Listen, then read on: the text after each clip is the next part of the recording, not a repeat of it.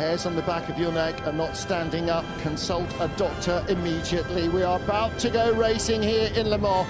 24 hours on the clock. We will race until 4 p.m. Sunday as, for a century, the world's greatest endurance motor race once more gets underway here in the centre of France. 2 by 2 they will come. Porsche and Cadillac on an all-American front row.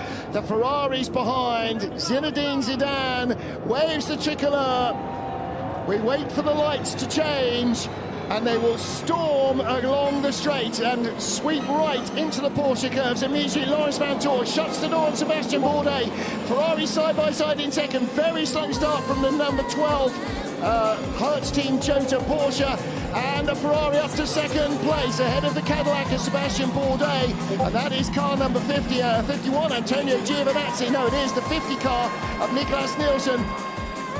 Very slow getaway from the number 12 car, but riding on board with Giovinazzi. He's in 4th place. Sebastian Bourdais in 3rd with the yellow-nosed Cadillac.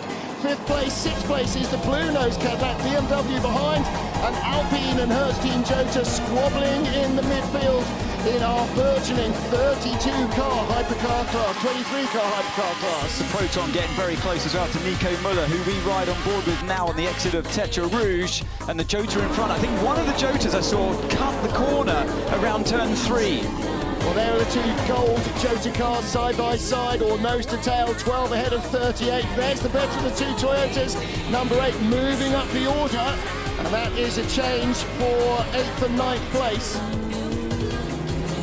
There's the Proton car, white with the green highlights. The red, white and blue is Isolde Fraschini. Great start from Jean-Carl Vernet. He's picked off 3 cars already.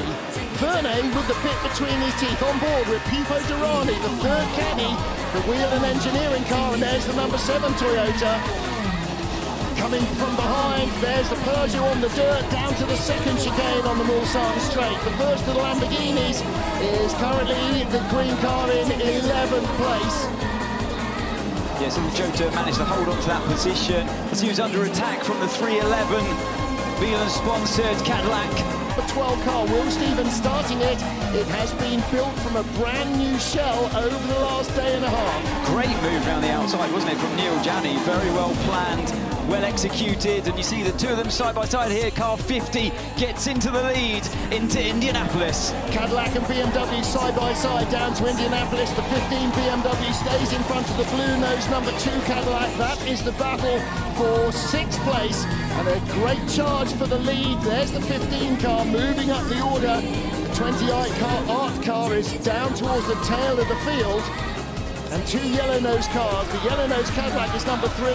There's the onboard view from number 2, so somebody else is losing a lot of oil because the number 2 caddy is in 7th place with Alex Lynn at the wheel. Yeah, surprised to see the screen so dirty so early on. First lap of the race is something you'd imagine at the end of the first stint or something, but yeah, that Team Jota car seems to be full in action. They now stream through for the 2nd time Tetra Rouge. Yeah, our pole sitters in the other 2 classes, as you were, didn't stop and hold. And that will side be by side for the incident that took out the number 7 car earlier on. Yeah, number 3 Cadillac being passed by the 51 Ferrari. That's a change for 3rd place. Antonio Giovinazzi getting back in front of Sebastian Bourdais. And the Toyota as well has found its way past the Alpine further back. So Toyota really with the bit between their teeth. It's been a while since Toyota's had to really fight as hard as they are going to have to do now to come out on top. Range trap in Porsche. On the right-hand side, you saw Thomas Laudenbach, the head of Porsche Racing Program. It's Ferrari, Porsche, Ferrari, Cadillac, Ferrari, BM, all sorts of weird and wonderful combinations in GT3. They work better in different parts of the track. Yeah, the Mustang making its comeback to Le Mans for the first time in a quarter of a century, and it doesn't lack the ponies there, does it? Once it's on a straight line, it's just powering by.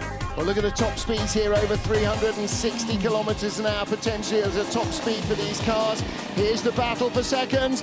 Ferrari 51 trying to go up into 2nd place. Antonio Giovinazzi does it. Let's go forward with brake balance. You can go forward with brake balance. Now you see the 3 red lights on the side of the Ferrari now become 2 as they come through another timing beacon. It's 2nd place.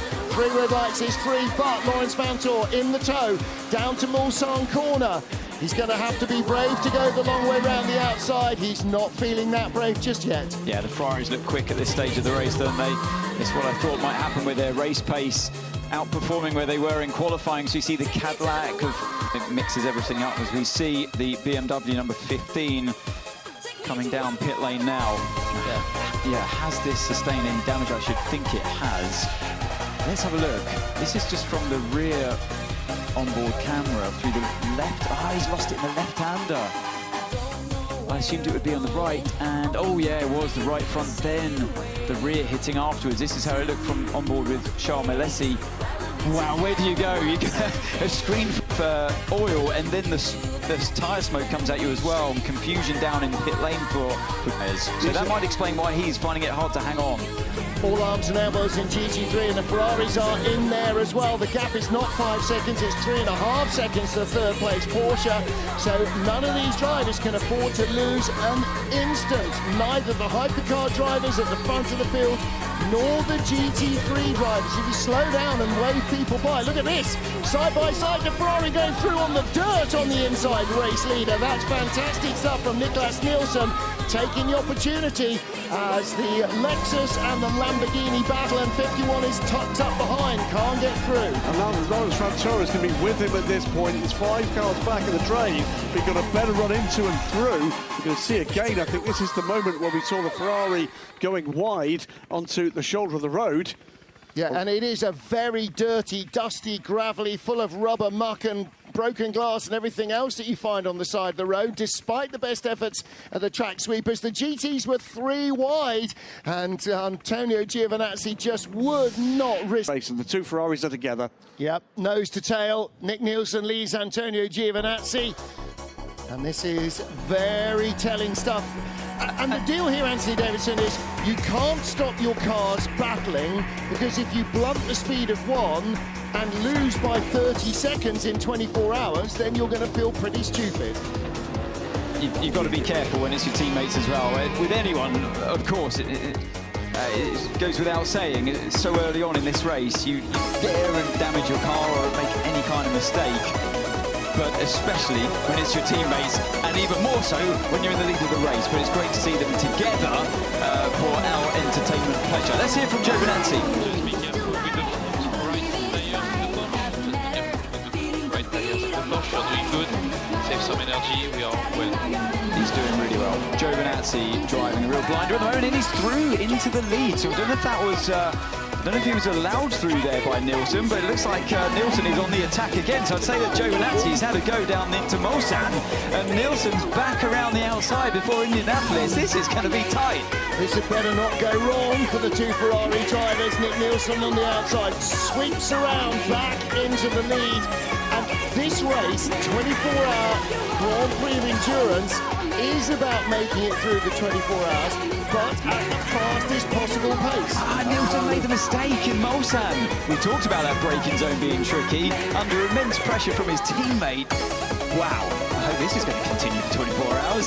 2 points, not just these 2, but the top 3, with Lawrence Vantoro still one in touch. Further second back is Sebastian Bourdais, Aston Martin 4. Vantoro is really pushing on there. I think you just spotted the same thing I did, Martin, through the as they come in, pit off into the pit lane. Now all of them there, all of the hypercars, all on that same strategy of around 12 laps. That's what we were expecting.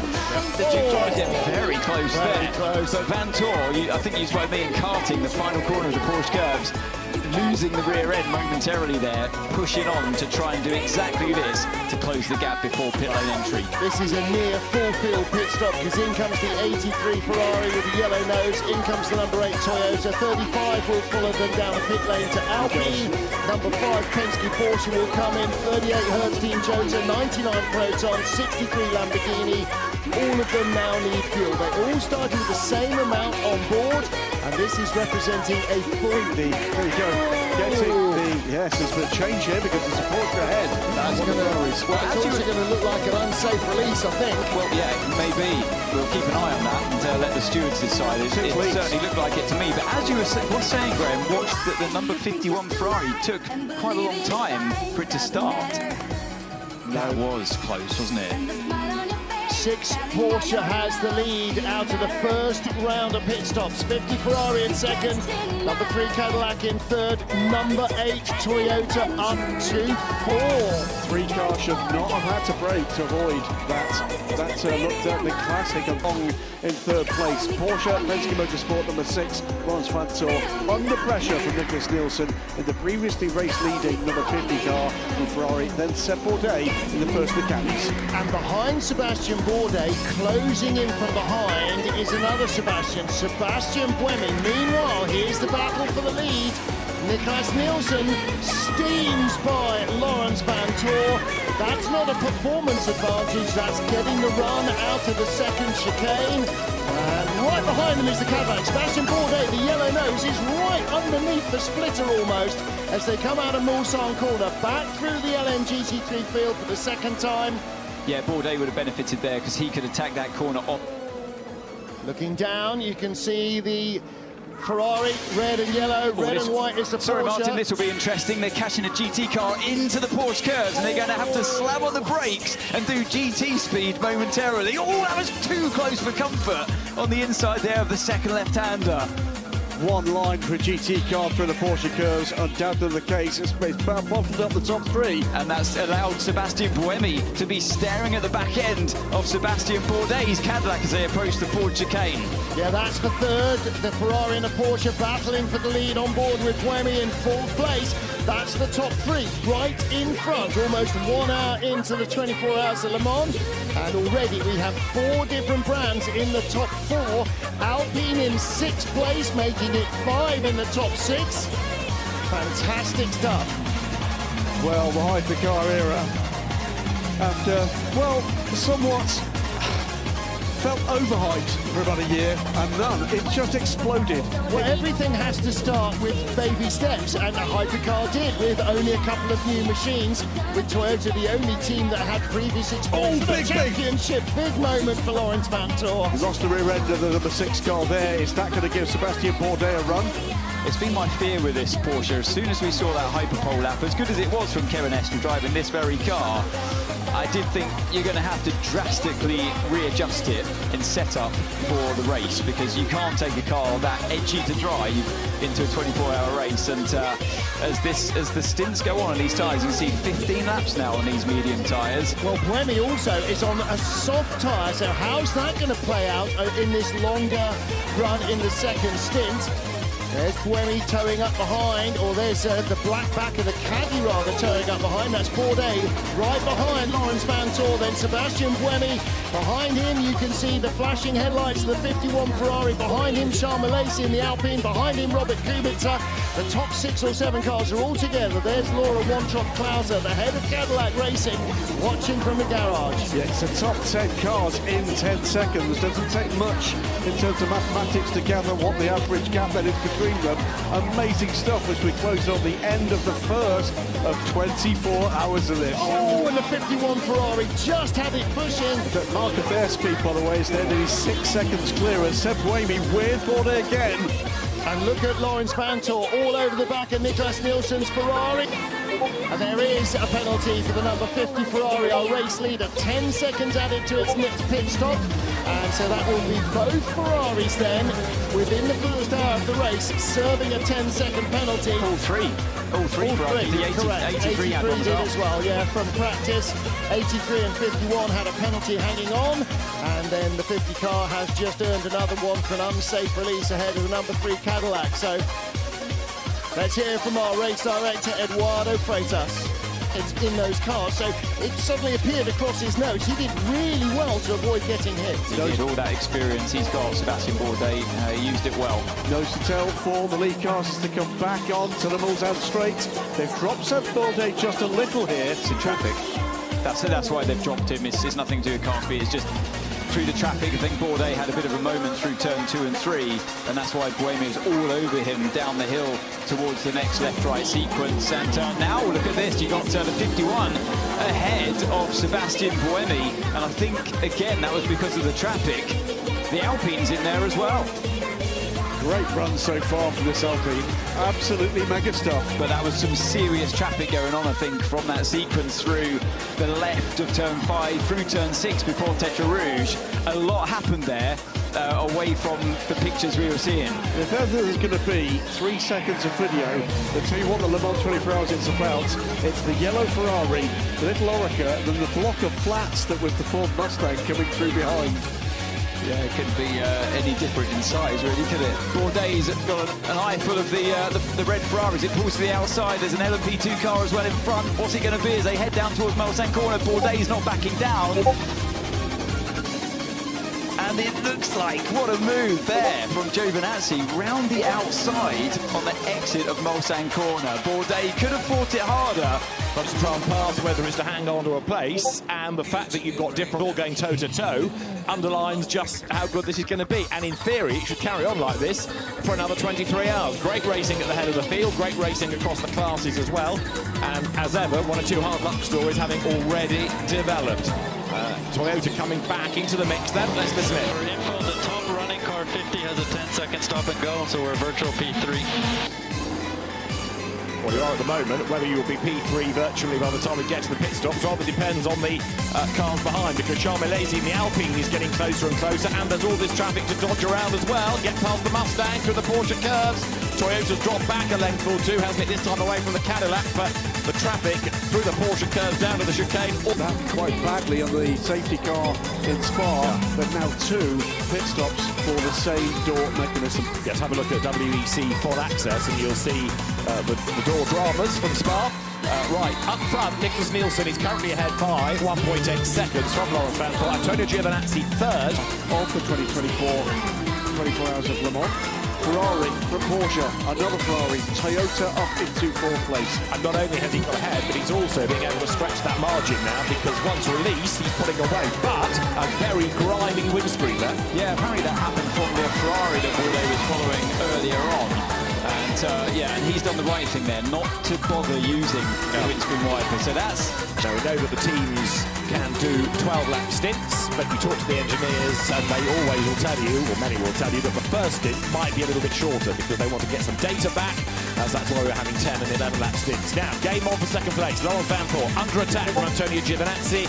The lead Ferrari. It had ahead here. In comes... Yeah, the 50 car. Nielsen in, so is he going to serve that penalty now in this pit stop? I should imagine he will. It's 10 seconds. 10 seconds. He's going to lose the look ahead. And off. Well, just looking at the right-hand tyre there, it looks like he had a little bit of blistering or maybe just pickup. And I wonder if they're going to change these tyres in this, or they're going to triple stint these tyres. That's what I thought he was doing, because it looked like he had the speed. There's another tyre change down there at Porsche. So now we need to see where number 50 Ferrari is in relation to 50 and to Porsche number 6. So that was a 50. So yeah, so that was Nielsen just slipping past the number 3 Cadillac there of Sebastian Bourdais. So Nielsen has got his tyres around 4th place, but others obviously changing tyres, slower stops. Sebastian Bourdais staying in the Cadillac. Not only was he overtaken then by Nielsen, the gap has grown, but that in part is because after that pit stop he's trying to get everything back up to temperature. The Cadillac comes into the chicane. Some of the teams will tell you can lose around 20 seconds on an outlet without tyre warmers. Now, the Cadillac go on to new rubber or stay on its original boot? I'm waiting for my app.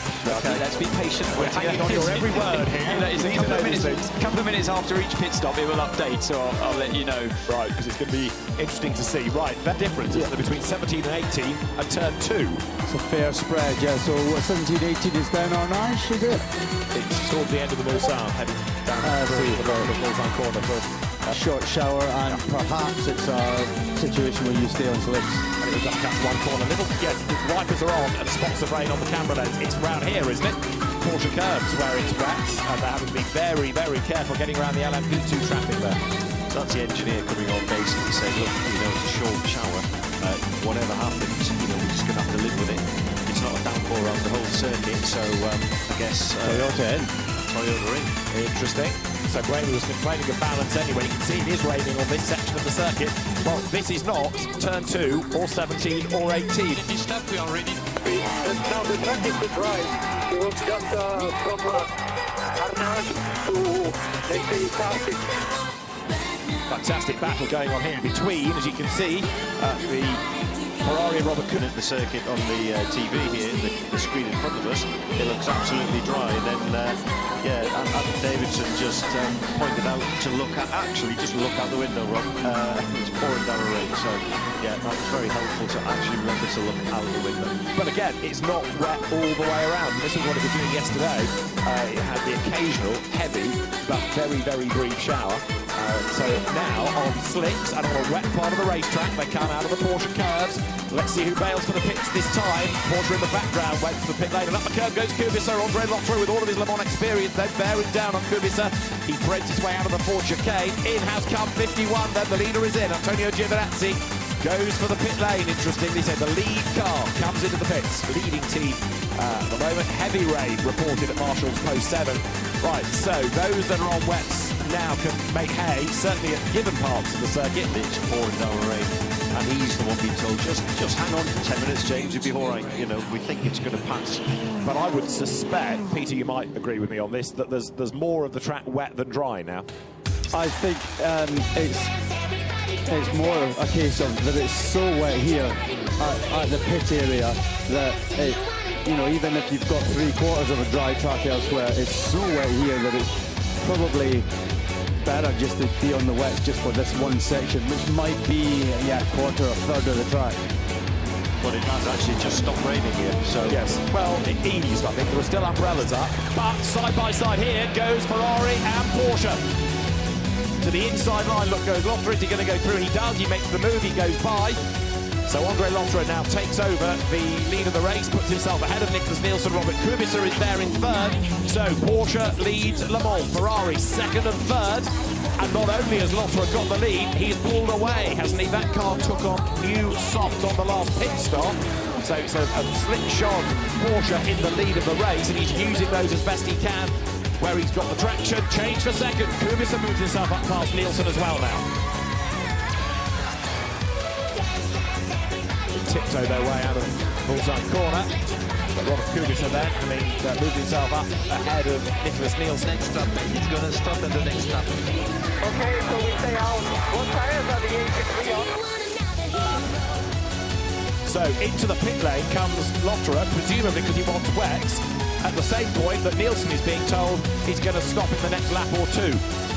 Again, split strategy, so let's see how this plays out. I still think they're going to need more rain for these cars on. There's also quite a lot of dry running, and the rain is due to end shortly. So wets are ready for Andre Lotterer. Here he comes, and the team will put some fuel in the car, and then they'll go to work on the tyres. It's kind of two-part pit stop. You can't do anything else other than the refueling, then the other work can start. So it'll be interesting to see when this car comes out where it is in reference to where the Toyota was. We knew it came in for wet tyres a little bit earlier, 2 laps earlier. James Calado, of course, has gone on to wets, and these two Ferraris are still on slicks, and Nielsen coming back at the race leader, Robert Kubica. He's the race leader, Kubica, by dint of staying out, because of course Lotterer did leave and pitted, and he won't be leader for much longer because Nielsen is all over him like a cheap suit as they come down to the braking zone for the first chicane. Kubica just ahead, but Nicholas Nielsen right there behind him as they thread their way right and left and right again. We've also got Sebastian Buemi lapping quicker than anybody else ahead of him at the moment. Buemi, who went on to wet, didn't he, in Toyota number 8, 7th place, but he's lapping quicker than anyone ahead of him as we look at this lead battle. Kubica hanging on to the advantage, but only just. In amongst all of this, Will Stevens in the first team Joker is in third position, so that's the car that we saw re-toke in the last couple of days, up to third. Yeah, that's been a slow burn in a sense, hasn't it? They've quietly got on with it over the opening stint, and now put it up into, as you say, third. And fourth is Andrea Caldarelli, Le Mans rookie, having his first outing at Le Mans. He is fourth in the better of the two Lamborghinis, the Lamborghini Iron Lynx entry. Number 19, Andrea Caldarelli, dominated GT racing a few years ago.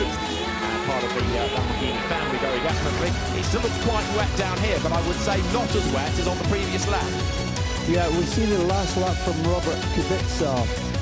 355 versus the 354 from Buemi on the wet tyres and in the Toyota. So actually a very similar lap time. And if it doesn't rain anymore, of course, it's going to be Kubica who starts to go quicker again. Yellow flag at Marshall's post 20. That I think is Mulsanne corner, isn't it? And so we've got the yellow into number 50 Ferrari there. Second place now. Now it's starting to rain again in sector 1. Starting to rain again in sector 1. Right round the outside of the traffic over on Kubica. I've never used the word already, but teasing just in what that weather is doing. Just when you think it's clearing up, starts to rain. Side by side for the race lead.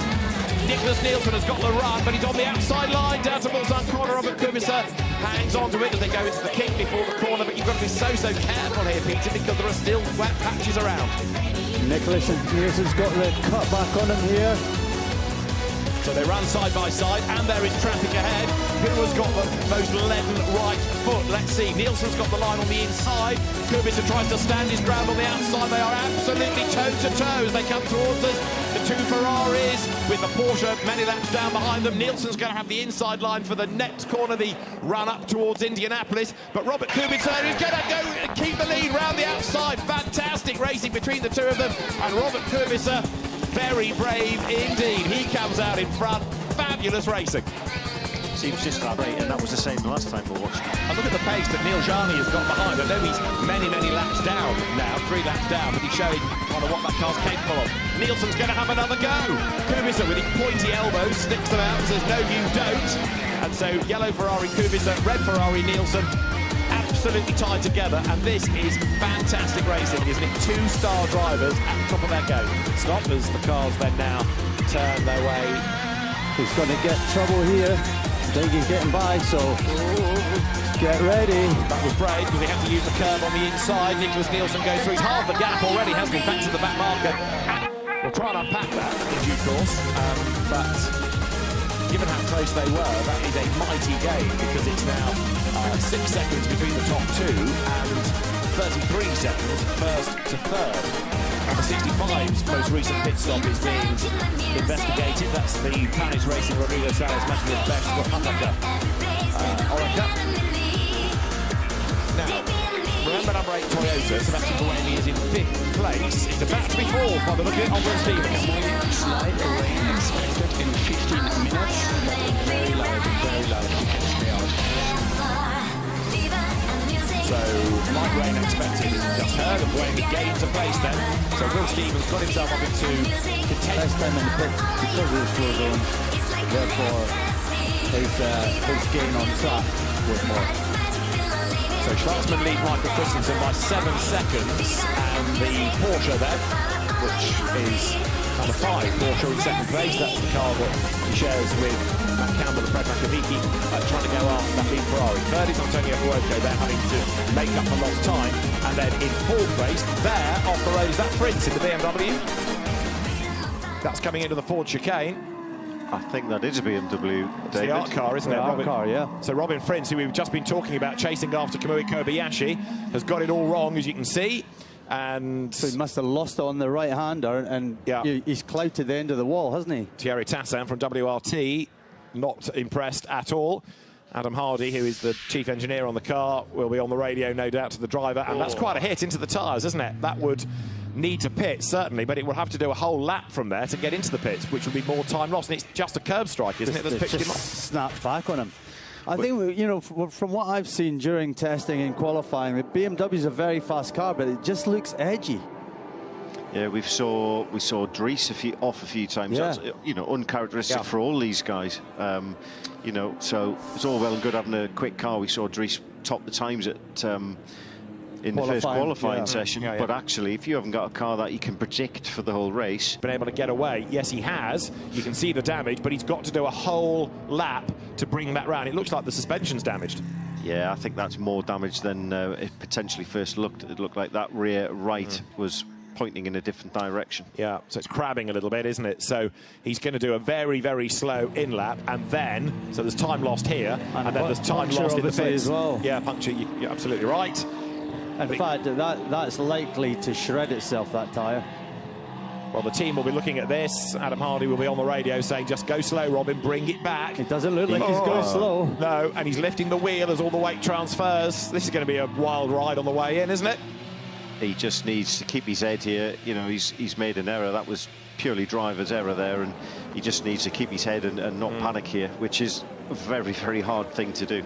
Yeah, I'm just thinking it's easier said than done, isn't it? Because the adrenaline will be pumping.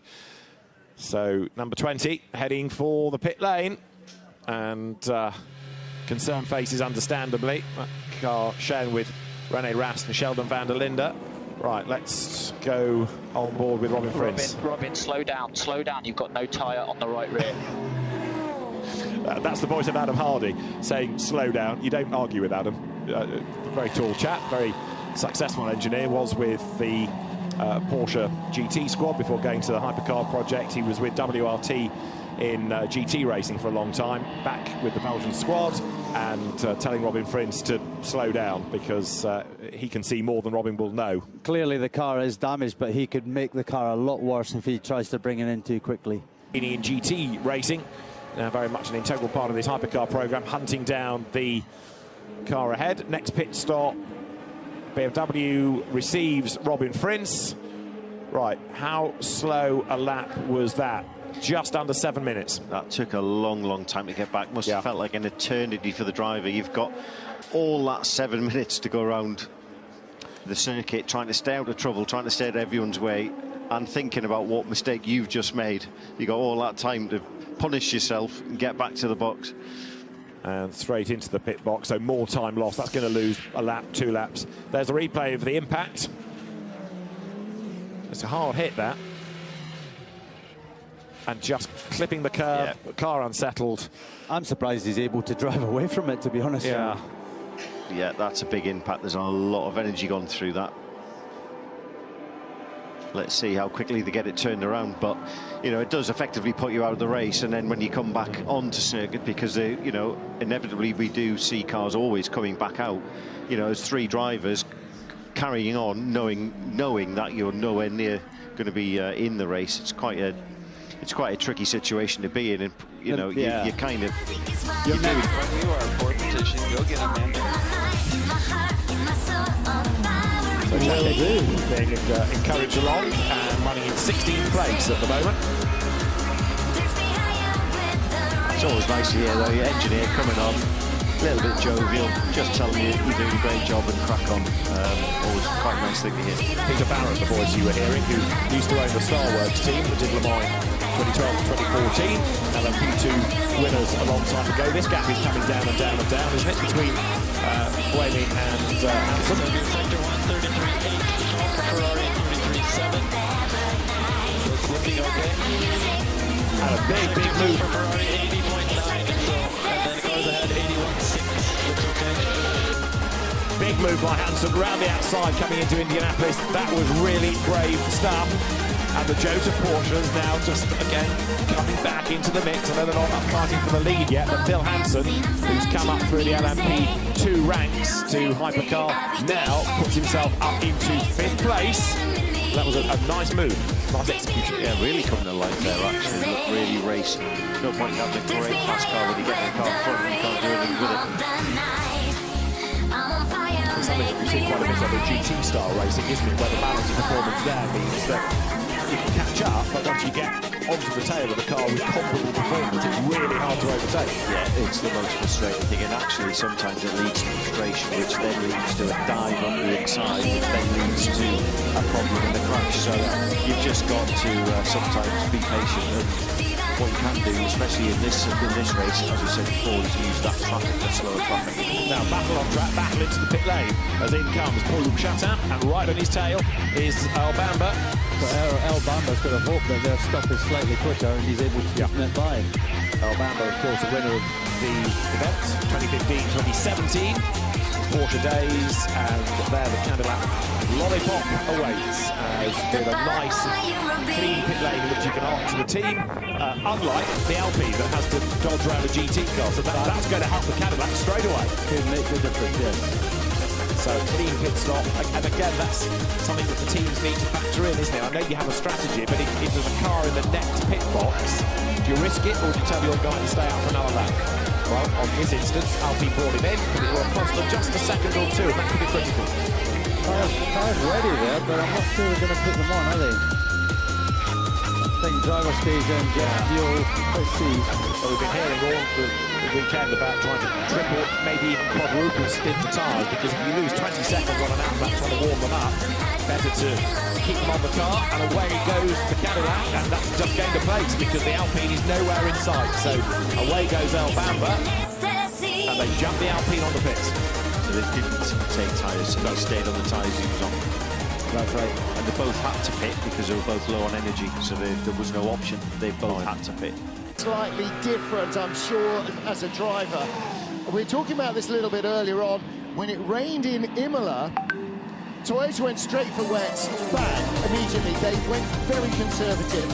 Ferrari stayed out and then said, OK, now we have to go for wets. And Collado was begging to stay on the slicks, but they wouldn't let him. At some stage, you have to trust the drivers. Let's see what Toyota say. Okay, come on. Monster step.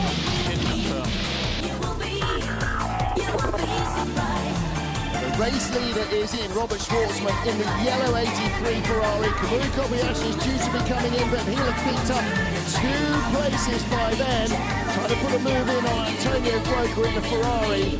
Toyota started a long way back after causing a red flag in Hyperpole and losing all its times, but there's no doubt in the speed. They are still the benchmark, Mark Webber, really. They look solid. Obviously, they, as you say, made a very conservative call on the first range down, threw the wets on by many ways. It was easy to look like a bit of a hero, and then that would pull the car effect on a slick tyre early in the race, which is never an ideal situation. But it's interesting they're going to have to make a stop here very soon, which would be nice if you can stretch your stop. If there's a tyre situation in play in 7 or 8 minutes, it's nice to sync that with a fuel opportunity as well. But obviously, when you run out of fuel, of course you've got to come in and take some tyres. A WEC YouTube channel in about 10 days after the race, showing you a lot of what happens behind the scenes. The previous full access programs are all still available to see on YouTube. Here we go, battle for supremacy, 50 versus 5. This is the number 5 Porsche and Michael Christensen all over the back of Antonio Broca. Is Broca due to pit now, or will it be in a lap or 2 whenever Christensen is all over the back of him? So either Broca takes left sides only and carries on for another stint, or they're going to put in Miguel Molina with a full set of brand new medium tyres. Yeah, so he was just at the wrong part of the track, unfortunately. Just going through Mulsanne corner when the green flag flew again, so they'll just take that. Lotterer, by the way, who's behind. Oh, he was. This is the overtake. So this was Broca getting ahead of Lotterer. So Lotterer has been on this set of tyres for a long time, and they were used as well to boot when he put them on. So they'd probably done just a morning warm-up where a scrub to the tyres had gone on, and so he's done. He did, first of all, 7 laps on them, came in, continued on. Of endurance racing, Ferrari is bringing eyes to this sport that otherwise maybe would never have discovered it. Ferrari with other Formula 1 teams gathering a whole new host of fans thanks to Drive to Survive over the last 4 seasons, and having Ferrari making so much of a fuss about their endurance racing, and they really make a fuss about their endurance racing equally as much as their Formula 1. Anthony Davidson, that's really driving audience. It's bringing eyes to this sport purely because of Ferrari, who otherwise would just be watching the Grand Prix. Racing Porsches as well. I mean, you could almost make a movie out of that. Yeah, well, that's that too. I mean, Porsche got a rich history here, Ferrari too, but it is bringing new fans. 50 car moves up a spot, so that is Miguel Molina on his fresh rubber going ahead of Matt Campbell. How old are the tyres on the 5 Penske car? I'm sure they're at least a stint older. Miguel's only been in the car 3 laps or so, yeah, he's got to use rubber. He'll be on them for a long while, so he'll end up with the pain eventually. He's a driver who might be the best in the world here at Le Mans. I mean, if he wins this year's race, his life will be all but intolerable in China, because he will suddenly be boarded into this massive recognition with 1.6 billion people that he has never had before now, and that no racing driver anywhere has ever had before now. That would be just an astonishing thing for the TV audience in China.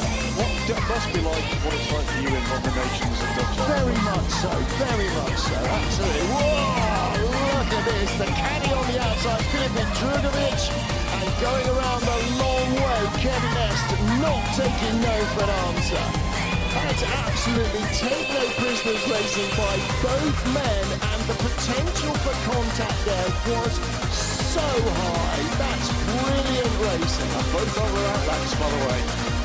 Alpine facing the wrong way, 35 or 36. No, what colour are the mirrors? It's 35. It's not facing the wrong way, it's smoking. Yeah. That is big trouble for the 35 car. Well, they've had 2 endurance tests with the team, and that's Ferdi Habsburg jumping away. Is it red? No, it's green. You can see the green light inside. I think that's done. Yep. They've had 2 30-hour or 2 24-hour attempts. One, the car broke down. The second, they had an engine failure. That's really tough for Ferdi, returning to the team after injury in testing. And again, the logo's there, not just Alpine, but Alpine Renault. That is the brand that won here back in 1977. Oh, that's gone in a big way. Yeah. That has all the hallmarks of going no further. That's a lot of oil, or possibly bits of metal in the cylinders. Bozo, the assault of Fraschini in the hands of Kawatana Bennett. So much has to go your way in this race, doesn't it? You can bring the best drivers, the best car, the best team, and if the weather doesn't break your way or trouble in traffic comes your way, then there's not much you can do. And I think the experienced teams really recognise that. Hello again on the run down to Indianapolis. Got a great run on Kevin Est. Don't forget, Est was really brave around the outside. Last time we saw them battling, or him battling side by side, but hello comes right back past him. Una hora después. The guy's just coming out on these cold slicks, then he could potentially bring himself back onto the lead lap. The last lap of Kubica, which I know is a bit of a road because he came into the pit lane, was a 3:58. So in terms of competitive amounts of the lap, it would be a little bit less than that, whereas Giovinazzi's last lap was a 3:47. So the first flying lap for Kubica relative to Giovinazzi's pace will be very revealing indeed. This is the orders scrolling through on the screens all at the moment. You can see the leading car in LMGT3 is number 46 BMW. Maxime Martin under this Damocletian investigation for the contact with Ben Hanley. LMP2 is being led by the Vector Sport number 10 Orica that Ryan Cullen has been keeping at the pointy end of that class. Stefan Rakelmi is in it. Patrick Pilet is the third driver. Second in the class, Malte Jakobsen for Cool Racing, and third Bijoy for United Autosports. Yeah, I think we're going to see Maxime Martin's going to get a penalty for that, isn't he? He's going to get some form of drive-through. I think so. Yeah.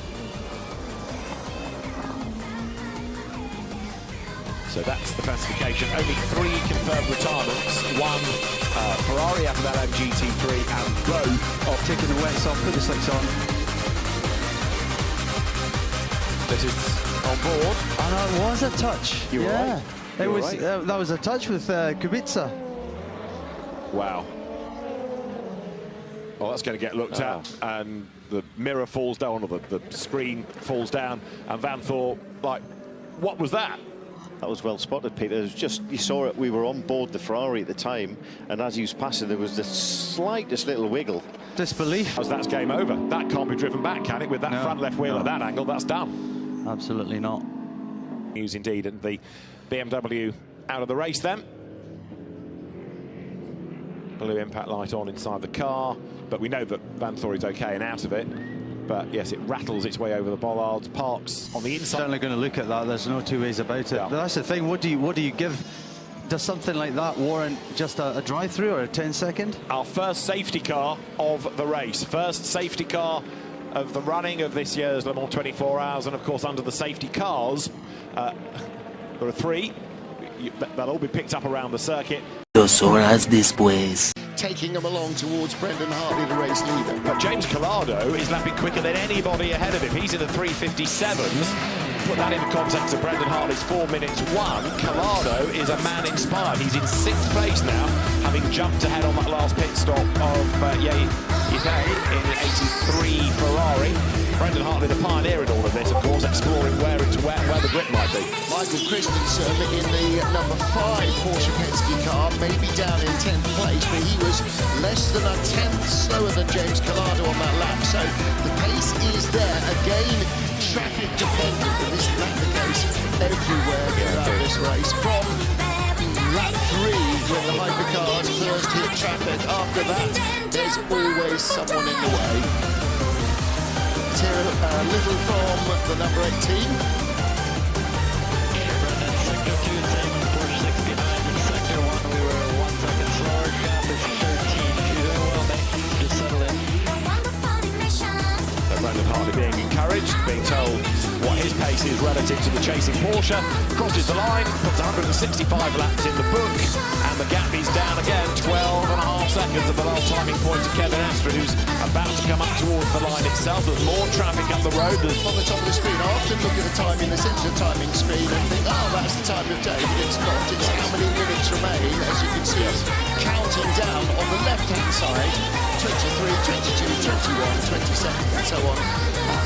But I often read that as time of day when it's in single digits. Now, of course, we are approaching the midway point, and as you rightly say, you get to lunchtime, you think, has it not finished yet? And no, actually, it really hasn't. It's like having Stockholm syndrome this race, isn't it? Because when you're at it, it's hell in every capacity because it's long, it's hard, and it's difficult. When you're not here, you miss it like crazy. Now you're on board with Kevin Astra, and you can see that the gap continues to come down to Brendan Hartley. He's absolutely flat out, despite the rain. Slight hesitation as he comes up on the traffic here, but Astra is doing exactly what Porsche pays in the big bucks for, and that is go flat out. And he's doing just that. 100%. Through the second chicane. That was really determined that they get as much out of this as they can. Ben Barker has been put into the car, and he's been strapped into the car, sitting in the garage. Now that he's released, he's suddenly discovered how wet it is with no prior knowledge of that. Let's eavesdrop on Brendan Hartley quickly. So we see more rain coming, potentially more rain, and it will come from around turn 7, sector 1, turn 7. So more rain on its way. Just to finish off the story about the 77 Mustang, 24 David Heinemeier Hansen. He has now been given a stop-and-go penalty for causing the incident that put the Mustang in the gravel. He's been in the gravel himself since. Under the S's through Terre Rouge when he looped the car around. So that was before he came out onto the Mulsanne in the Whelen Caddy. Behind him is Romain Grosjean and a safety car now. So well, there's the 59 car, 3rd place in class. And that is Nicolas Costa, who will be heading. There you go, that's the end of the S's. Got it out of the gravel somehow. That's remarkable ability and agility from Jack Aitken. A car that has half spun and stopped in the gravel. Having a bit of water on it gives it some density, but it's still well done. Now, why? 6 horas después.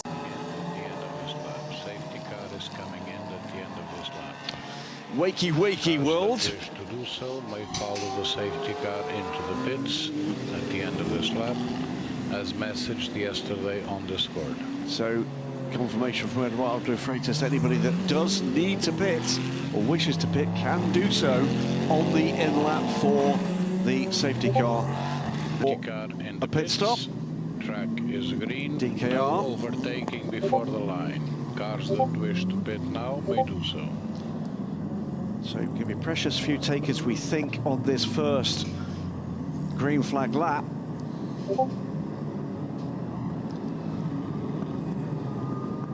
Keep an eye on that pit stop we expect from the number 33 car from DKR, 8th place at the moment with Alexander Matschul.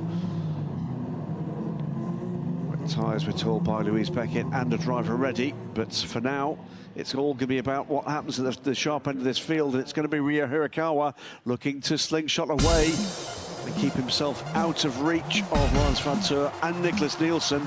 And here we go, gentlemen. 7 hours 49 minutes on the dot to go, and we're back to green flag racing. What a relief. That's great to see. So let's get on with it. Let's see what's going to occur in the next few laps. Should be interesting. And onto the tail of the hypercars. By the way, leads away for 1 and 3 cars, 1 and P2.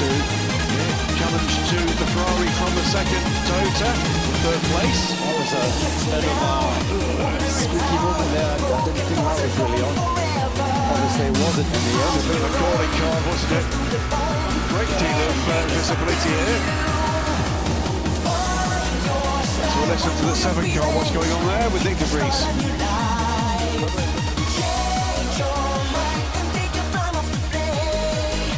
You're saying you can't see anything. There you go.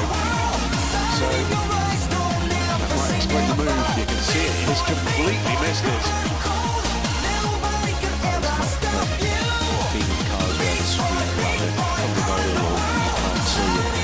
It's just horrible through there. So you see, he's not actually he's not going for an overtake. He's just trying to get some stay display and also trying to do nothing.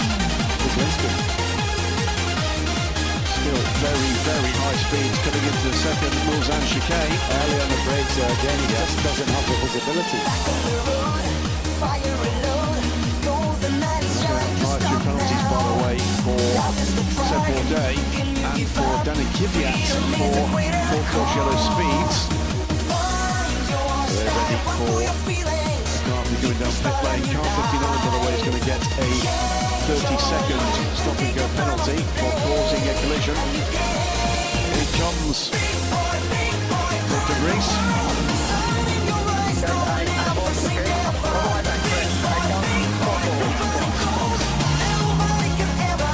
Apologies for language there, but I think the sentiment was pretty clear. Can't see anything. Car 59, by the way, is the Yamaha Autosports McLaren. Car 51 is going to get a drive-through penalty as well. That's significant of the 3 Ferraris. Currently in 7th place in the hands of Antonio Giovinazzi. That's a full course yellow speed infringement as well.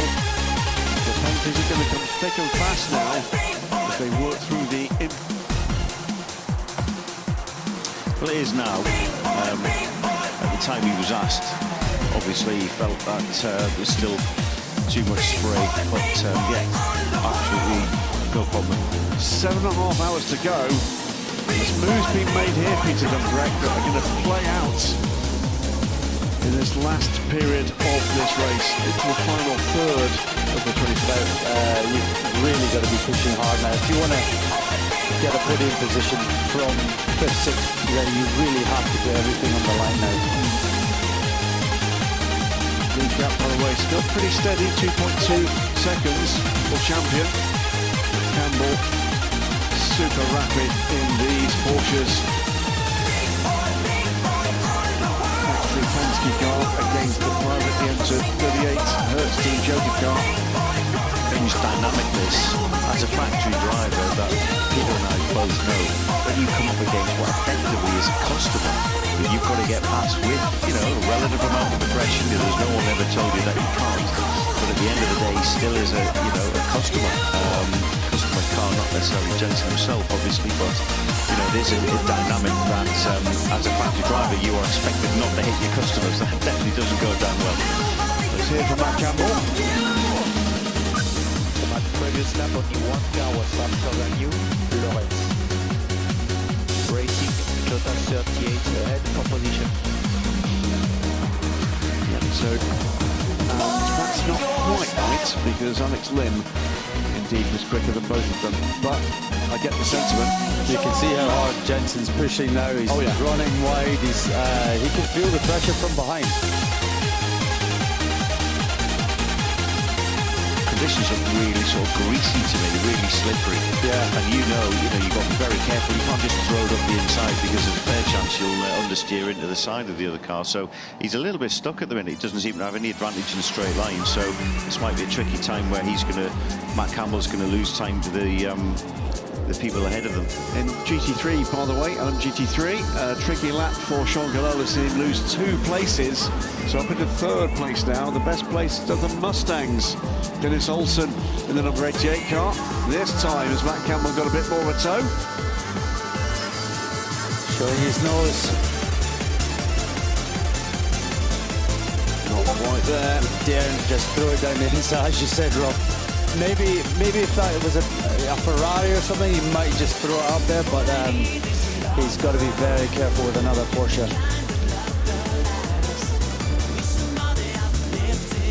Evenly matched. These cars, by homologation, have to be identical, but he's dragging up to the rear of the 38 This could cars. be it. This could be it. Yeah, he's got to make it now. Does it reasonably easily eventually. Got the great toe. Should be able to put the hammer down and reinforce that positional change. Matt Campbell then up into 6th place overall. Okay.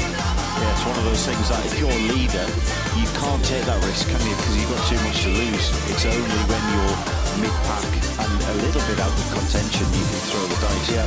So I'm not suggesting the leaders make the wrong call, but you can definitely take that gamble when you're further down the pack. So yeah, it'd be interesting to see who actually does that. But for me, sort of 6th place down, you know, Fred Mako in car 5 there. They've got a Porsche in P2. Why not bring the Mako car 5 in and swap your strategies? Okay, last chance, which tire? I see the line quite dry, for the next lap. Okay, let's go for 6.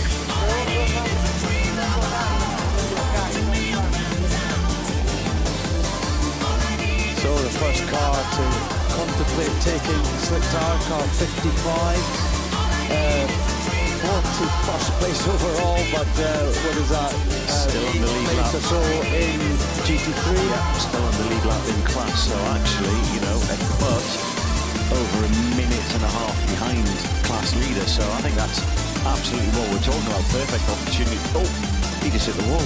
Which one's that? It's one of the Ferraris. He just skimmed the wall there in Porsche. In Porsche comes. That's a 51 car. Getting away with that. You can see the movement in the car, the tyre moving on the block. I'd like to see that replay again. It was either really close or I'm sure he just skimmed the wall there, the 51 car. So got away with either perfect millimetre perfect or very, very lucky boy. And that's Antonio Giovinazzi running 9th and giving it absolutely everything in his quest now to get onto terms with Norman Nato ahead of him. And the gap between them as they go across the line just over a second. Concerned faces within the Ferrari garage. Perhaps having seen what you've seen, a bit concerned all round. And the Dyson with death there. And there's no suggestion of damage, is there? I mean, he's not backed out of it, he's still pushing. There's no smoke, there's no bodywork pushed against the tyre. As far as we can see, Giovinazzi is still on maximum attack. Yeah. And he's about to have a go at the Porsche, which almost trips over the Ferrari, and he done it on the inside. Brilliant opportunistic move. Giovinazzi uses the traffic, read that beautifully, and goes through, moves that car up into 8th place. Cracking stuff, that. And it was another Ferrari, so Ferrari GT3 car, obviously under 311 Cadillac. He's 2 laps away from a pit stop for slicks. Right, Anthony Davidson, have a look at this. What a move. Yeah. I don't know if you can hear me. I can hear me. Get straight away through the slower cars and put the car on the wet line. Just like just that. what we saw there, yeah. You've got to put it on the danger zone though, because you know there's a very, very small line that's dry, but to overtake the car in front doesn't want to be off that. He's not going to move onto the wet line for you, so yeah, you've got to just put it as safely as you can on that wet line. But it's always that case where you do it, you turn in and you just hope that front axle bites. That was Sean Gallola in the BMW, just glancing off the Ferrari. The gap has come right down though, look, between Burko and Schwarzman. So Robert Schwarzman on this lap potentially for a move, and if it comes, it's going to be for 4th place. And look, they're not only close to each other, they're getting closer to Nick de Vries. So 3rd, 4th, 5th. Now, and just look at the contact here against the BMW. Yeah, so this is you're in a prime seat here. The great spectators view can see He did have a significant part of his car in front before the Lexus turned in, and I'm sure there would have been blue flags flying as well. That no harm was done. They haven't sustained any damage to the car.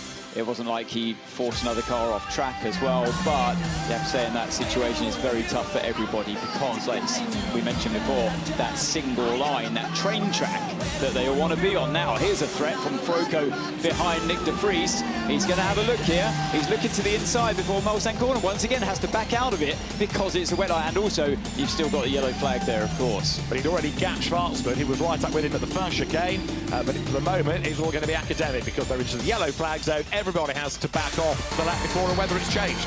And this is going in the right direction. It's getting grippier, and that's I would take that situation at any time over it getting worse and worse. Now, it's actually Robert Schwarzman that's putting the most pressure on now. Froco's fallen back a bit from de Vries, and look at the straight line speed of that 83 car compared to the 50. He's having a look, but has to back out of it because look how wet it is on the inside. So Schwarzman doing the right thing there and having to focus now on the exit of this corner. But de Vries has had a bit of a poor run himself through that first chicane. It's really good to see who's finding the grip at different parts of the track. And now it's the gap has closed between all three of them, but Schwarzman isn't quite the aggressor that he once was before the first chicane. And the Mulsanne straight at the moment is a fascinating place because with the trees hanging over it means that you've got the track drying at different parts and at different speeds. Past the back markers, they come into the chicane. They got past the Lamborghini, okay. Froco closer to the Toyota, nose to tail now on the run down towards Mulsanne corner. But again, that yellow flag is still going to be in situ. So Froco is close, as it was a lap ago. If he doesn't make the move soon, he can't do it at all on this lap because the yellow will stop him overtaking. Exactly, he's not going to do it here. There are the yellow boards. The next slow, as soon as you pass that board, there's no overtaking anyway. It's essentially a double waved yellow, and then you come through that corner, and then you get the actual slow zone with the double waved yellow and the orange board. All of the runners in front of them, they would have gained just ever so slightly, a couple of seconds in favour for them. Here comes Schwarzman to the inside, look to have a go at Antonio Froco, who sticks out his elbows and says, oh no you don't, I'm a bit busy trying to get past this Toyota. You sit behind me, Robert. So he has to, and Froco then on the attack and on the defence. Life is getting very, very busy in that red Ferrari. This is great watching this trio fight it out.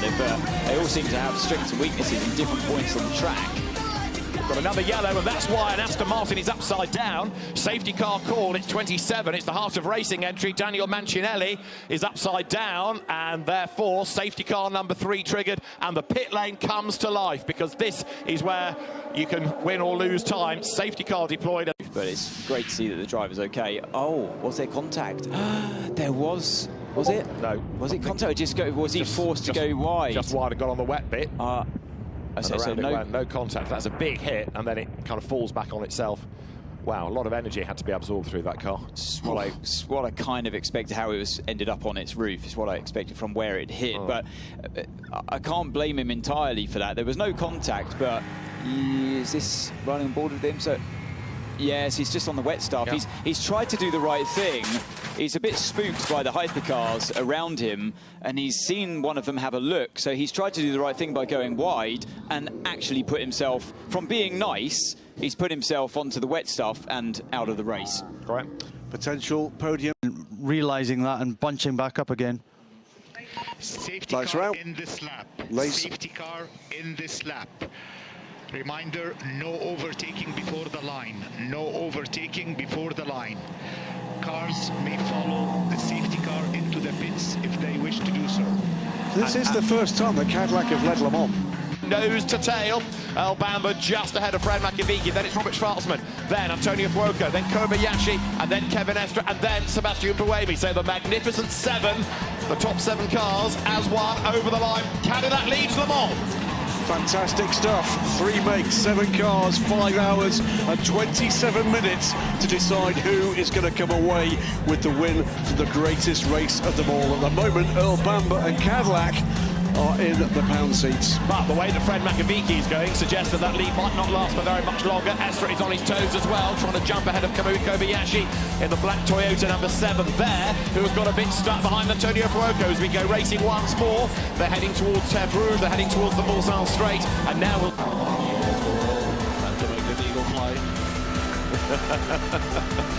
Right, Bamba leads the way, and Makaviki not able to have a go at him. It's Toyota on the prowl, look, because here comes Kobayashi against Antonio Fuoco, and there's almost contact between the two.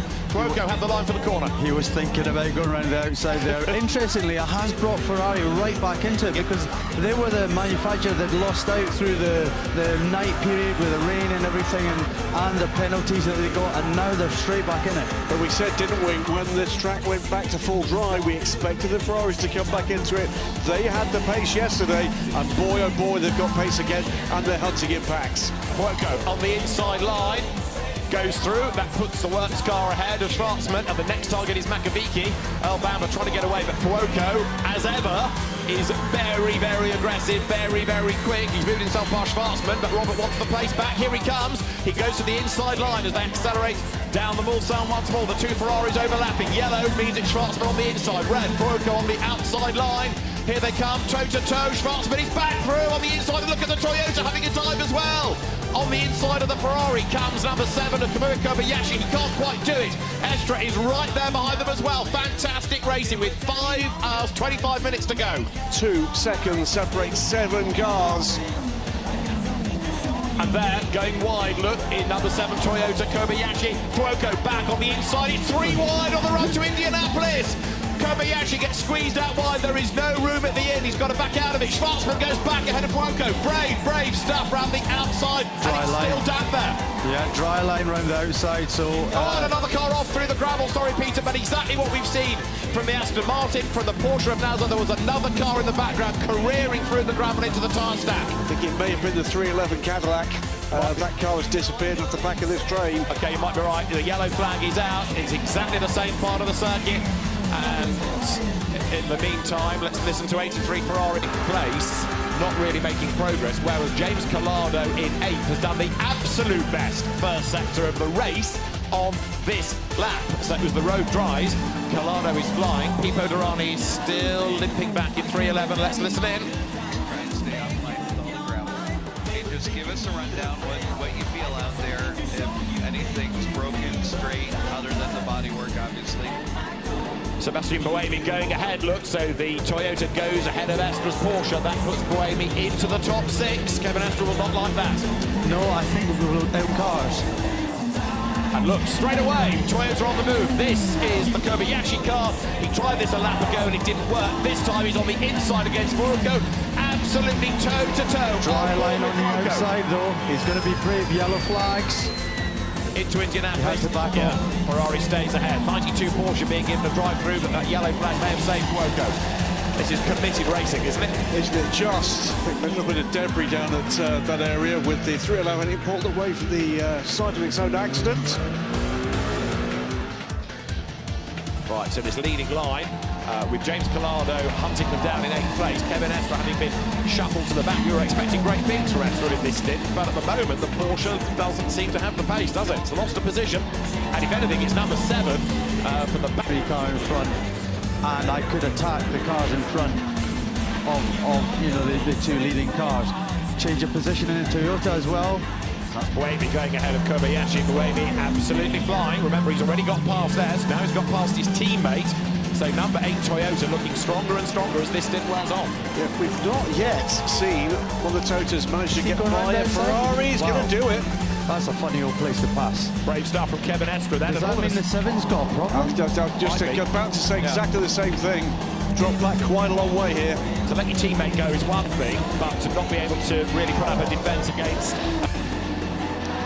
How's that keeping position looking now? Because on the inside, this is going to change position here. The 50 goes around and takes the position back. On the outside, Peter, that was great. Yeah, you know what, I think that has to happen. You need to give Walker a chance now to see if he's faster, to see if he can catch these cars in front, because it's perhaps Ferrari's best chance of victory. And, of course, so we're focusing on this battle for third, Schwarzman and Buemi, but there's also a battle on for the race lead.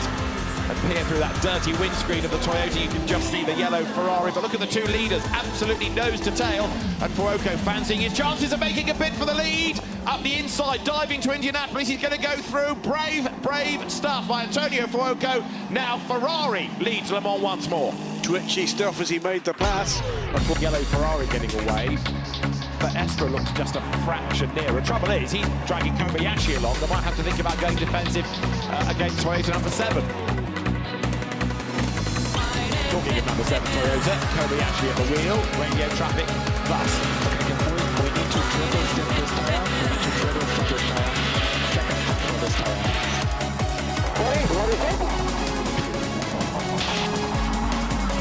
Kobayashi's overly pleased about that suggestion. However, he is getting up with Kevin Estra, isn't he? So that Porsche can't stay with those ahead, and Estra is going to have to work hard to keep Kobayashi at bay. Yeah, it wasn't news Kobayashi wanted, was it? He needs to attack now. He needs to attack one of those aggressive attacking drivers on this circuit. Looks to just face the inside, goes to the inside. He can take that position. Kobayashi, despite being told he's going to look after those tyres, moves the number 7 car up and into 5th place. And to do that against Kevin S suggests the Porsche's on 100%.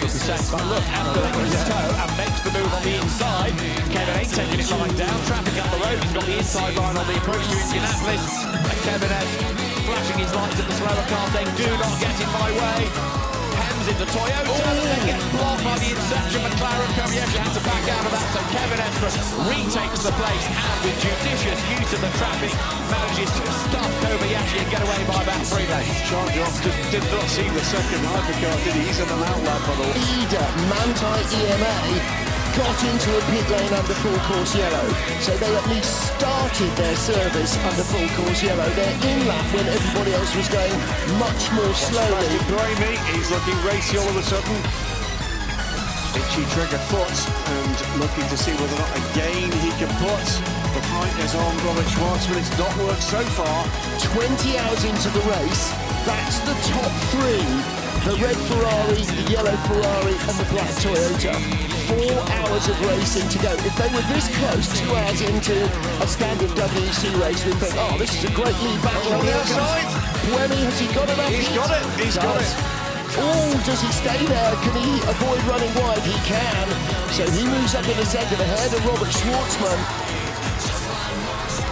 I'm assuming they are all on soft tyres, but Buemi now ahead of Schwartzman. His next target is the overall race leader in that red number 50 Ferrari, Antonio Fuoco.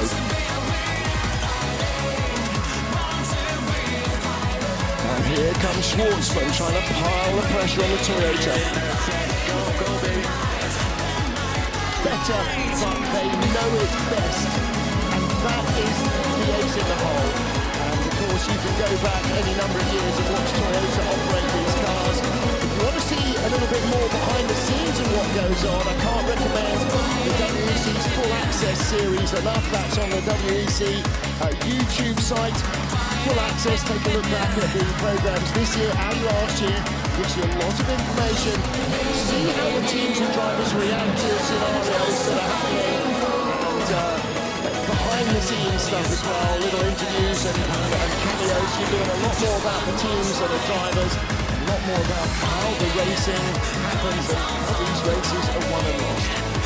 And there's so much that goes on. I mean, every team, I think we said this near the start of the race, but every team really could have a book written about it the whole weekend, because there are highs and there are lows, even for the successful teams. Barely is it totally plain sailing. Game on here, look.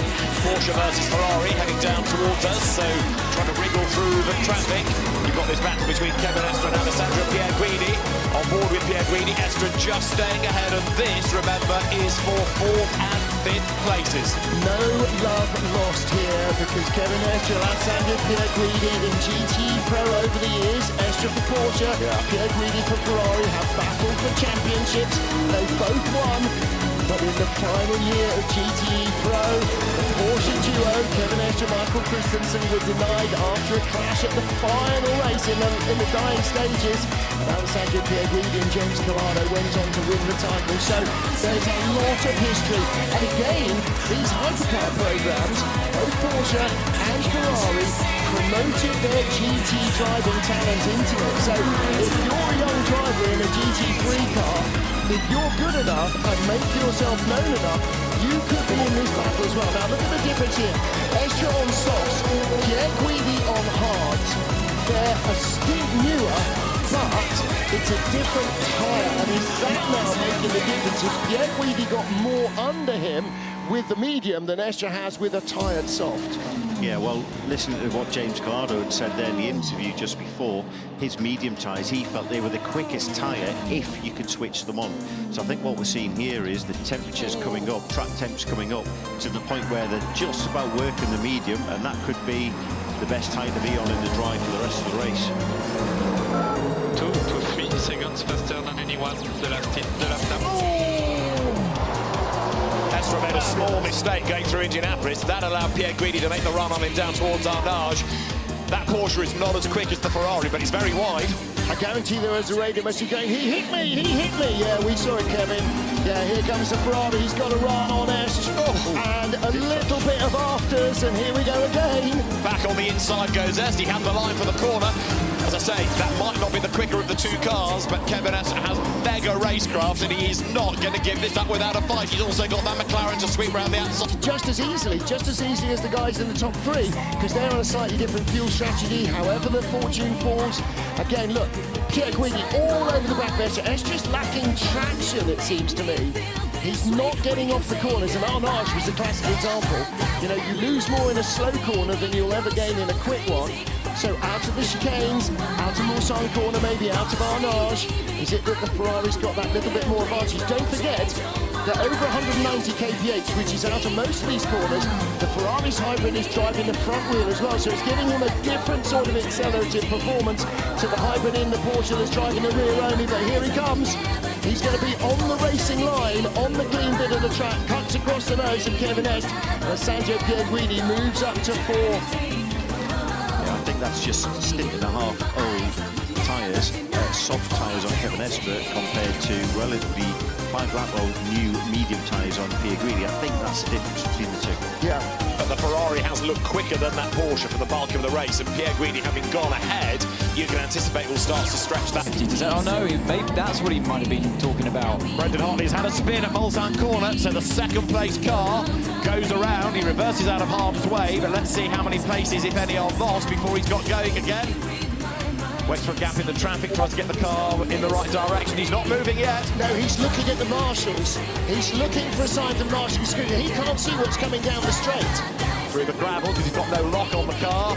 So Brendan Hartley crossing his way back onto the circuit. And that's a very concerned Sébastien Buemi now. Yellow flags then down at Mulsanne corner. I'll go in a moment because the Toyota is moving again. About a big amount of time lost. Let's see how he did it. Was the contact? It was. With 51 Ferrari then. So Alessandro Pierre Guidi up the inside. Another one maybe for the race control building. Well, there was contact and somebody went round. Anthony, was that Brendan being ambitious? Let's have a look at this. Oh, it wasn't Brendan being ambitious, was it? Hold on. Of course, a contact. Car 51. Yep. That's how the stewards will look at that. I can't say no. Can't say no. Listen to number 8 Toyota then, a very annoyed Brendan Hartley, no doubt. Head down, mate. Any damage to the car? Car racing back home in Argentina. He loves wrestling the car around. I feel like the wetter it is here for Jose Miguel Lopez, the better. Well, the other thing was the radio message when the car got its second puncture. What's going on with these punctures? They have not forgotten when they were brought in twice because there was a low-pressure tyre alarm, apparently, on the telemetry in the garage, and that allowed Fernando Alonso to win his second Le Mans. That was the paranoia. What's going on with these? Do you want us to fiddle with the settings? No, I'm good. I'm probably over-reading into this, but on the other hand, there is that in the back of in the same way that when we saw Kevin Escher and Alessandro Pierre Guidi, all their thoughts go back, particularly Escher, to the season finale in GTE Pro, where Pierre Guidi's car punted Escher and Christensen's Porsche out of the way and won the title. So all of that, there's still that antagonism, there's still that history. You don't forget stuff like that. Even if you think it's buried, it'll pop up. So yeah, he may genuinely be happy with the way the car is, but on the other hand, he may not necessarily want an outside force fiddling with it either. They don't want to see us. They don't want to see what's going on here. They're working on the solution for this door. And when they've got it, then they'll call him in. They don't want him in until they know what to do. No, you don't want to stand there for 2 minutes and it still won't shut. Yeah. Come on, Brendan. Rattling over the curb again. Is it all unraveling to radio traffic?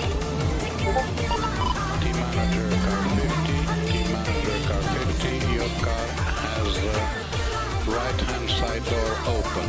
Your car has the right side hand... sorry. Your car has the right side door open. He is as tired as us. Now, the difference between Eduardo and us is that Eduardo does not go to sleep.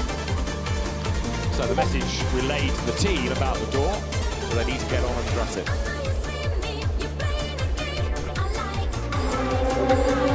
Rob, 2 hours. But there's the heavier rain just gone past. There's a little bit lighter maybe coming in behind, but we'll have to wait to see exactly what happens. It's game on though, isn't it now for second place? Pierre Guidi versus Lopez. The gap as they come over the line then is just under 0.4 of a second. And the way that Lopez is going suggests that Pierre Guidi is going to have to work very, very hard indeed to fend him off. That Toyota looking very quick indeed up the inside into the Dunlop chicane. They lean on each other. The Ferrari just about makes the corner. Toyota tries to get the undercut, can't do it. That could have ended a lot worse than that. It's still the Ferrari ahead, and now they're hunting for traction as well as both desperately trying to be in second place. Clean racing, that's what your boss said, Jose. Clean racing. Don't forget, this is the Toyota that, inside the last 10 laps, has set the fastest lap of the race of any car. So yes, Jose Maria Lopez is fired up and ready to go for the win. And Alessandro Pierre Guidi, which we've seen with this fight with Kevin Estra and all the other fights he's had for that matter, in any other class he's been in, he will turn in on you. You'll have to be ahead of him before you get to the corner, and he pops to the outside. Make sure you get this braking zone correct, Jose, and he is in front and gets the job done into that corner. And that's brilliant stuff. Great stuff. They're on the same age wet weather tyres, aren't they? For the benefit of Karan Chandok and everybody else who's yelling at the TV, how many laps until 50 needs to pit? It's only halfway through the stints, isn't it? So, well, in the rain it changes, obviously. They can do 12 in the dry, so at a guess, I'm going to say 14 in the wet. And he's done, what, 7? 8 now? Mine it with a pit stop. Jose's done 6 laps. Team manager, car 50. Team manager, car 50. If your driver cannot close the door, bring the car in to repair. It's a safety element. Team manager, car 50. If the driver cannot close the door, bring the car in. It's a safety element. So Nicholas Nielsen, the race leader, being called to the pit lane. They've got to sort out that door, and they need to then somehow create that pit stop into damage limitation, so they can try and exploit it in some way. Mate, can you try to close the door? Can you try to close the door? Otherwise, we have to pit. I cannot, mate. Give me one more lap. I try, but I honestly cannot. Okay, let's try again. Next straight. He's trying. You can tell he's trying there. Reach it. He can reach that as he had to undo his seatbelts to reach over there. But they've got that side intrusion panel all the way down the centre of the cockpit, so somehow he's only reaching under it or over it. It hasn't closed yet. It hasn't latched. Just like the Porsche at Spa. And again, in the full access programme at Spa, there's the film from the garage of them trying to... I cannot. I tried to pull, I tried to push, I tried everything, I think. Yeah, the flick is open, I cannot reach it. So does it come in this time to get it closed? Let's see. Yes, he's in this time. Leader is in. Just as he got the black and orange flag. Yeah. Yeah. Well, it had been a kind of verbal flag, hadn't it, from the race director, Eduardo Freitas, to say you've got to bring the car in. So, have they had enough time to conjure up a magic fix? Let's find out. Or are they just going to lean on the door and click it shut? It might be as simple as that, but it does mean that Toyota leads Le Mans with an hour and 42. Things that we've been notified by race control, or rather things that we have not. No word yet about an investigation of an unsafe release of car number 50. No word yet about an investigation of contact between 51 and 8 that caused the number 8 car to spin. So, that's what it was. It hadn't quite, the latch to catch the door had not quite slid back out, and it didn't close. And normally you'll see the mechanics the door and then just lean on it to click it in so they feel that contact, not so it's a slam, but so it's a click. And it was, remember, the car had to be in that pit stop. Originally, it had to be turned on the jack, on the dollies underneath it. They had to point the nose out before they pulled away, and then they obviously missed it in that moment. Whatever happened in getting the car angled, they missed closing the door properly, and also in that confusion, the driver went too early and didn't remember to acknowledge the lollipop. Michael, what a return from McLaren this has been. We've got the hyperpole for Inception. Bear with us a second while we listen to the complaint. 7 seconds clear ahead, 7 seconds clear to the Ferrari. Box, racing line 8. I'll just give you as much info as I can. You're doing a good job holding the Cadillac off 2 seconds. Yeah, so Sebastian Buemi saying, I haven't driven in the rain. Well, that's just one of those fortunes of war, I guess. He struggled, he said to Richard Hammond and his daughter, with whom he has a highly entertaining podcast and an awful lot of fun making videos. She's turning into quite the petrol head, as obviously Richard very much is. So, 50 needs to stop earlier than the rest of the field, but can the rest of the field in hypercar make it on just one stop? I don't know. Also, by the way, Clement Novalak, car 30, actually car 34, not 35, under investigation for behaviour at P3. That was shortcutting the Dunlop chicane, and I do think he took advantage there. I think he eked out an advantage in ducking out and taking the apex. Yeah, but he tried. What effect traffic had? Here we go. There's always traffic offline passing the Inception McLaren. Just carried in too much speed on the wrong line, Rob, and that's what traffic can do to you when there's only a narrow bit of dry-ish tarmac. We've seen it there all week, wet and dry. People struggling with that corner. It's just lost on the way in. Just lost on the way in. It's asking the car to do far too many things all in one go in the dry. You're honking on at almost maximum speed in Car 34, that could cost them second place in this motor race in LMP2. Oh no, that's Clement Novalak taking advantage and going off. Fuel but no tyres for Ferrari. They are gambling on track position. Ooh, they really don't need it to rain heavily. I've gone pit lane. Jose Maria Lopez meanwhile in the Porsche curves now. This is a critical pit stop for the Ferrari squad. 51 took the win last year. 50 would dearly like to match that. Now, no tyres. The disadvantage is the wet weather tyres will be worn if it gets wetter and wetter, and they're worn anyway. The advantage is they're hot. There's no extra time lost on warm-up, and that might be the difference between being close enough to the Toyotas to jump them when they pit. Everything now, everything is about time and track position. Seven car coming through to take the lead. Wow. So now, what is the gap going to be? And is this going to be close enough, Rob Bell, for Nick Nielsen to get this car home? They think that they've got this one. They think this is their last stop, and we know the second car has to stop. Interesting. Isn't it just edgy stuff? There we go, 100% energy 99 for the 50 car. Halfway through the stint for all of its rivals. The one who's going to go furthest rather, is 8. Sebastian Buemi's car, which has got 53% energy. Or the Lamborghini. Imagine if we get a... Cars on pit lane, less the lead has got over them. Here comes the number 7 car. We're going to know right now. Look at the spray. That's why cars were having a problem there. It's so wet. For a moment, I thought that was smoke.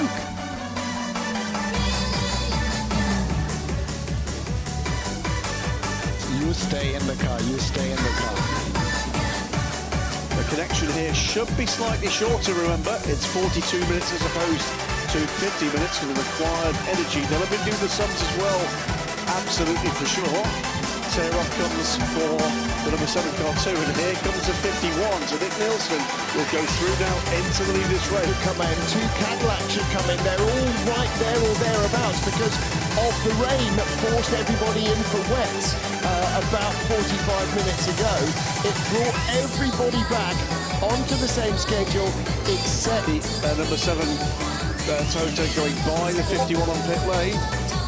Yeah, it came in ahead, should go out ahead, and that readout there, how many kilos of fuel is going in is going to be absolutely critical as to who finishes on the podium. Remember, it's the connection for energy that matters here.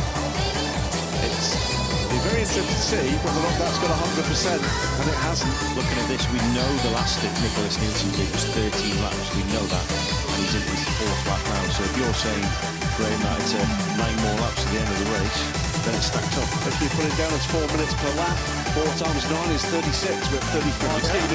It will reach the end of the Le Mans 24 Hours Week's debut and the brand's debut. The same for Lamborghini Unlinked. Both their cars will come home. One of them in the top 10 overall. Peugeot will be disappointed, but both their cars are home. Reliable car, not yet a fast car. Cadillac Racing, I think, will be satisfied with their Le Mans this year. They've not got as good a result, but boy, oh boy, have they been competitive. Yep, yeah, with a little bit of luck in the following wind. Number 2, number 3, 311 even could have been up there on the podium. Miguel Molina, bottom left-hand corner, still dead even, crack a smile. Nobody who's ever watched Le Mans will dare to believe that they are around 4 miles away. In another 2.5 minutes, they can start to breathe. Halfway down the Mulsanne Straight, coming down into the second chicane. Anthony Davidson, in the old days, drivers always used to say, hearing noises in the car, hearing noises in the car. Your imagination starts to run away with you, doesn't it? It's the first lap I've seen him take it mildly easier than all the other laps. And yeah, you do. Your senses are out there. They're heightened, and when you're in that position in the lead of a race, you always feel like you can hear things that weren't there the lap before. Actually, when it came past the line, but just on this lap, to open this lap up, I did think, does that engine sound the same as it did last time? History-making, life-changing for those involved, in particular the 3 young men that have brought this home. Nick Nielsen has been just ironclad at the wheel of this car. Well, I think the cold Danish or calm Danish exterior will collapse the moment he gets in the arms of his teammates, and getting out of the car takes you out of that bubble, and then the emotion is going to absolutely wash over him. Meanwhile, let's just say thank you again to all the men and women in orange who worked so tirelessly in appalling weather to keep this race going, to our race director, to all the officials, and to all the teams and the rest of the organisation who have produced such a stunning race here. And for Nicholas Nielsen, for Miguel Molina, and for Antonio Fuoco, off the old road circuit and into the Porsche curves for the very final time. The checkered flag awaits. 24 hours of Le Mans is up. It is 4:01 and 45 seconds, Central European summertime. Sunday, Le Mans 2024 is over. And Ferrari number 50 is going to come home and take victory a year after their teammates claimed victory in the hypercar. And now they dare believe it's the final chicane. Nicholas Nielsen has been rock solid, absolutely ironclad confidence. Miguel Molina, Antonio Fuoco in front. Ferrari wins Le Mans.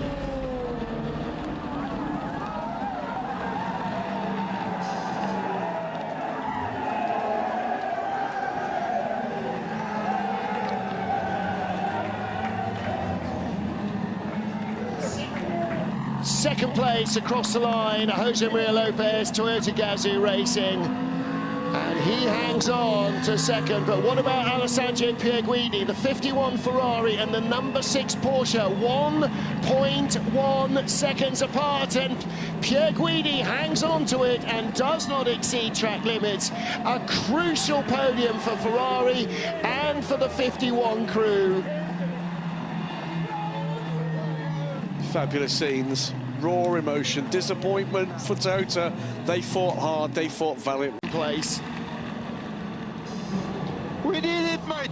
We did it! We won Le Mans! Again! Again! We won Le Mans again! Yeah!